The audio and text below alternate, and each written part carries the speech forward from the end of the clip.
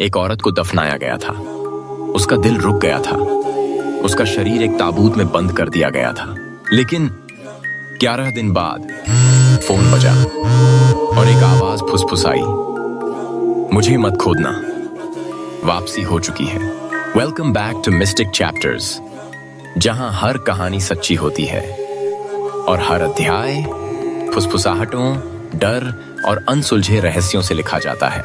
आज रात हम एक ऐसे केस की बात करेंगे जिसने तर्क को तोड़ दिया, दिलों को चीर दिया और एक पूरे कस्बे को हमेशा के लिए डरा दिया। एक कहानी खामोशी की, चीखों की और एक अनुत्तरित फोन कॉल की। बैठ जाइए, बत्तियां बुझा दीजिए और तैयार हो जाइए एक ऐसी यात्रा के लिए जो आपको एक ताबूत के अंदर ले जाएगी, जो आवाज नहीं करनी चाहिए थी। छोटे कस्बों में कुछ अलग बात होती है। ऐसी जगहें जहां लोग दरवाजे खुला छोड़ देते हैं, जहां पड़ोसी के कुत्ते का नाम सबको पता होता है और हर कोई अंतिम संस्कार में शामिल होता है। आप कभी उम्मीद नहीं करते कि डरावनी कहानी यहां शुरू होगी, लेकिन डर कभी इजाजत नहीं मांगता। साल था 2013। जगह रियाचौ दस नेविस, ब्राजील के एक छोटे से गांव में।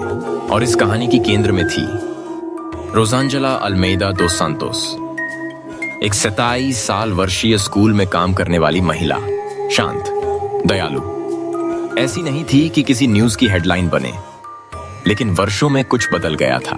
रोसांजेला बीमार रहने लगी थी, सिर्फ शारीरिक रूप से नहीं, बल्कि ऐसे तौर पर जिसे कोई डॉक्टर समझा नहीं पाया। उसे मिर्गी के दौरे आते थे, अक्सर बेहोश हो जाती थी। ऐसे दिन आते जब उसका शरीर बिल्कुल ढीला पड़ जाता, जैसे किसी कठपुतली की डोरें काट दी गई हों।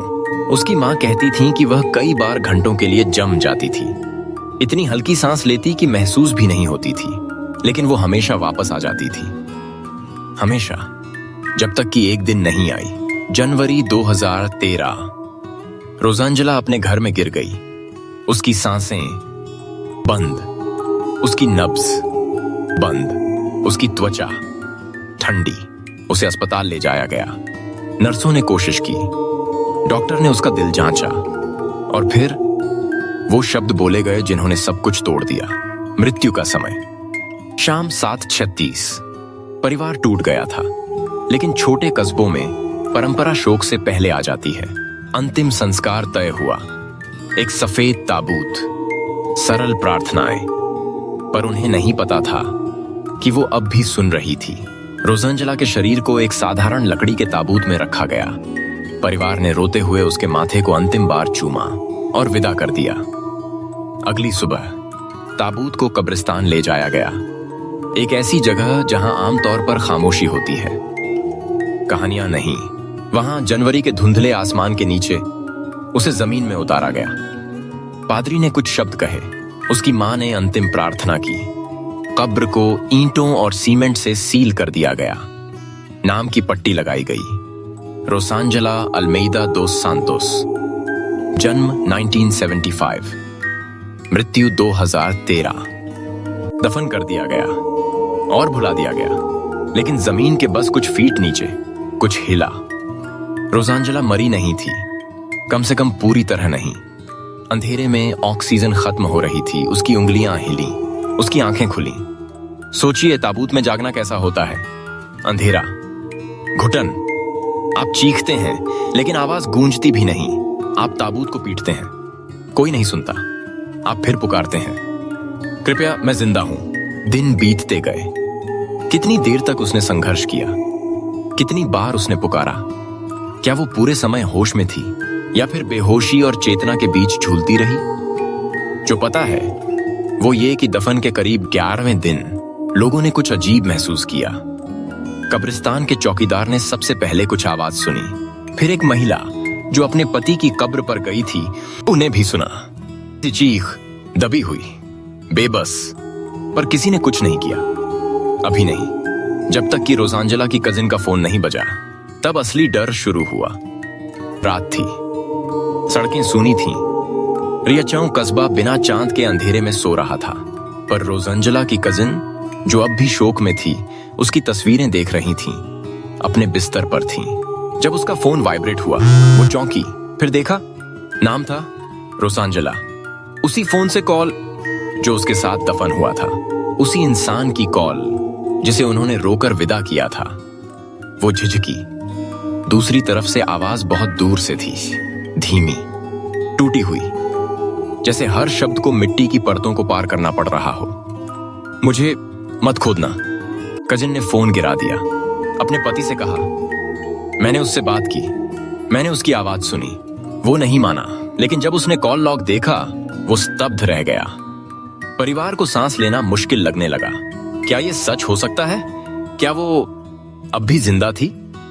वे पुलिस के पास दौड़े, कब्र फिर से खोलने की गुहार की। शुरू में प्रशासन ने मना कर दिया, ये असंभव है, उन्होंने कहा, वो मर चुकी है।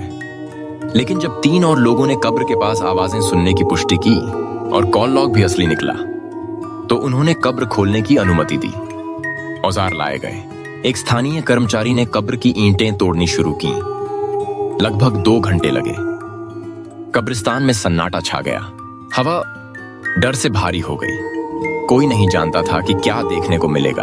और जब ताबूत खोला गया, लोग चीख पड़े। रोसांजला का शरीर अब भी वहीं था, पर वैसा नहीं था जैसा उन्होंने छोड़ा था। उसके हाथ जकड़े हुए थे, खून से सने। उसके नाखून टूटे, उखड़े, गायब थे। ताबूत के अंदर की लकड़ी पर खरोंचें थीं, गहरी, बेकाबू। उसका चेहरा डर से जड़ा हुआ था। उसने संघर्ष किया था, घंटों, शायद दिनों तक, अकेले, पूरी तरह अंधेरे में, जमीन के नीचे। लेकिन वह मर चुकी थी। अब आप सोच रहे होंगे, ये कैसे हो सकता है? कोई कैसे मृत घोषित हो सकता है, दफनाया जा सकता है और फिर भी जिंदा हो सकता है? क्या डॉक्टर ने गलती की, या सिस्टम ने, या फिर क्या कोई और अंधेरी ताकत बीच में आई? रिकॉर्ड्स के अनुसार रोसांजला को घर में गिरने के बाद मृत घोषित किया गया था।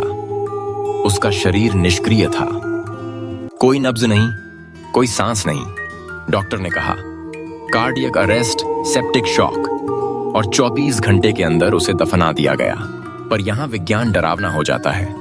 एक स्थिति होती है, दुर्लभ, चुपचाप, लगभग अदृश्य, जिसे कहते हैं कैटालेप्सी। ऐसी स्थिति में व्यक्ति मरा हुआ लगता है। दिल की धड़कन बहुत धीमी हो जाती है, सांसें महसूस नहीं होती, मांसपेशियां जाम हो जाती हैं, मानो शरीर को प्रकृति ने खुद ही संजो दिया हो। 80s के दशक में ये आम डर था। लोग सेफ्टी ताबूत लगवाते थे, जिसमें घंटियां, पाइप्स या झंडे होते थे, ताकि अगर जिंदा निकलें तो कोई सुन सके। पर आजकल हम ऐसी गलती की उम्मीद नहीं करते। पर रोसांजला के केस में उसका इतिहास था, ब्लैकआउट्स का। अस्पताल में कई बार भर्ती रह चुकी थी। परिवार कहता है उसका शरीर अक्सर कठोर हो जाता था। वो शायद कैटालेप्टिक स्टेट में चली गई थी, जमी हुई, बिना सांस के, मरी समझ ली गई। पर ताबूत की खामोशी में कुछ था जिसने उसे वापस बुलाया। कुछ फोरेंसिक विशेषज्ञ मानते हैं कि कैटालेप्सी दुर्लभ है, पर असंभव नहीं, खासकर वहां जहां जांच के उपकरण सीमित हों। आपको ब्रेन स्कैन, कार्डियक इमेजिंग चाहिए, फिर भी चूक हो सकती है, एक ब्राजीलियन पैथोलॉजिस्ट ने कहा। कुछ मानते हैं कि उसका दिल थोड़ी देर के लिए रुका, फिर चल पड़ा, लेकिन तब तक बहुत देर हो चुकी थी। वो जिंदा दफन हो चुकी थी। वो लगभग तय है। पर सवाल यह है, उसका फोन क्यों बजा? और किसने या क्या था जिसने उसकी कजिन से कहा, मुझे मत खोदना? हम फोन कॉल के पीछे के सिद्धांतों को जानेंगे, इलेक्ट्रॉनिक गड़बड़ी से लेकर अलौकिक संपर्क तक। शरीर मिलने के बाद एक सवाल पूरे शहर को सता रहा था, फोन कॉल किसने किया? क्या यह सच था? क्या एक फोन जो 6 फीट नीचे था अब भी सिग्नल ले सकता है? क्या उसमें 11 दिन बाद भी बैटरी थी? विशेषज्ञ बुलाए गए, सिग्नल मैपिंग की गई, कॉल ट्रेस करने की कोशिश की गई, पर कुछ नहीं मिला। नंबर असली था, कॉल असली थी, पर टेलीकॉम कंपनी के रिकॉर्ड में उसका कोई जिक्र नहीं था, मानो वो कॉल कभी हुई ही नहीं। फिर पैरानॉर्मल इन्वेस्टिगेटर्स आ पहुंचे। उन्होंने कहा, वो आवाज रोसांजला की नहीं थी, वो आत्मा थी, कुछ और, कुछ जो नकल कर रहा था। उन्होंने ऐसे केस बताए जहां आत्माएं मरे हुए लोगों की आवाजें अपनाती थीं। फोन बजते थे और दूसरी दुनिया से आवाजें आती थीं।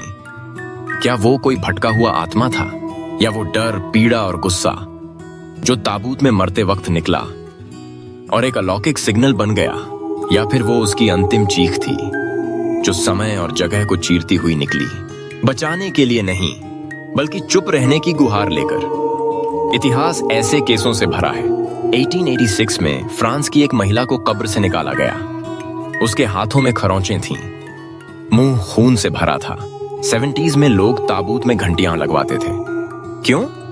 क्योंकि उन्हें डर था। इस डर का नाम था टैफोफोबिया। इतिहास में दर्ज है, लोग कब्र में जाग जाते थे, मदद के लिए चीखते थे जब उन्हें मरा समझ लिया गया था। रोज़ंजला का केस सिर्फ एक त्रासदी नहीं था, ये एक चेतावनी थी उन डरों की जो हमने सोचा था कि अब नहीं बचे, पर शायद वो कभी गए ही नहीं। कब्र के खुलने के बाद रोज़ंजला का परिवार चुप हो गया। उसकी मां कुछ बोल भी नहीं पाई। उसकी बहन ने खुद को दोषी ठहराया। मुझे सुनना चाहिए था, मुझे पहले जाना चाहिए था। उसकी कजिन जिसे कॉल आई थी ने फोन का इस्तेमाल ही बंद कर दिया। कहती थी रिंगटोन उसके सपनों में डर बनकर आती है। पूरा परिवार सिर्फ दुख में नहीं डूबा था, बल्कि अपराध बोध में भी। उन्होंने एक बार शोक मनाया था और अब दोबारा, पर इस बार दर्द और गहरा था। अस्पताल ने अंदरूनी जांच शुरू की। डॉक्टर ने कहा उसने प्रोटोकॉल फॉलो किया, पर दबाव में अस्पताल ने गाइडलाइंस बदल दी। ज्यादा टेस्ट, ज्यादा अवलोकन, पर माफी नहीं मिली और आज भी कोई नहीं बता सकता रोज़ंजला की असली मृत्यु कब हुई। सटीक रूप से नहीं, आधिकारिक बयान, मृत्यु का समय। सोचिए, एक इंसानी जिंदगी और विज्ञान का जवाब शायद। कुछ ही हफ्तों में कहानी फैल गई। पहले फुसफुसाहटों में, फिर खबरों में, फिर इंटरनेट पर। कस्बा बदल गया। टीनेजर्स ने एक दूसरे को चुनौती दी, रात में कब्रिस्तान चलने की। कुछ ने कहा उन्होंने उसकी आत्मा देखी, कुछ ने कहा कब्र के पास से गुजरते हुए उनके फोन बज उठे। पैरानॉर्मल रिसर्चर्स ने किताबें लिखी, ब्लॉगर्स ने इसे नाम दिया ब्राजीलियन कॉफिन कॉल। पर परिवार, वो बस चाहते थे कि ये सब खत्म हो। कब्र के खुलने के कुछ महीने बाद रोज़ंजला की मां फिर उसकी कब्र पर गईं, अकेले, शांत, फूल रखे, एक मोमबत्ती जलाई, और जैसे ही वो मुड़ी उनका फोन बजा। कोई नाम नहीं, कोई नंबर नहीं, सिर्फ एक शब्द स्क्रीन पर, अननोन। उन्होंने उठाया, खामोशी, फिर एक जानी पहचानी सांस, और कॉल कट गई। आज रोज़ंजला एक नई कब्र में है। कोई फोन नहीं, कोई नाम की पट्टी नहीं, सिर्फ खामोशी। पर उस खामोशी में कहा जाता है, अगर आप ध्यान से सुने तो अब भी सुन सकते हैं, एक फोन की घंटी दूसरी दुनिया से आती हुई। ये था मिस्टिक चैप्टर्स। सब्सक्राइब कीजिए अगर अब भी सांसें ले रहे हैं।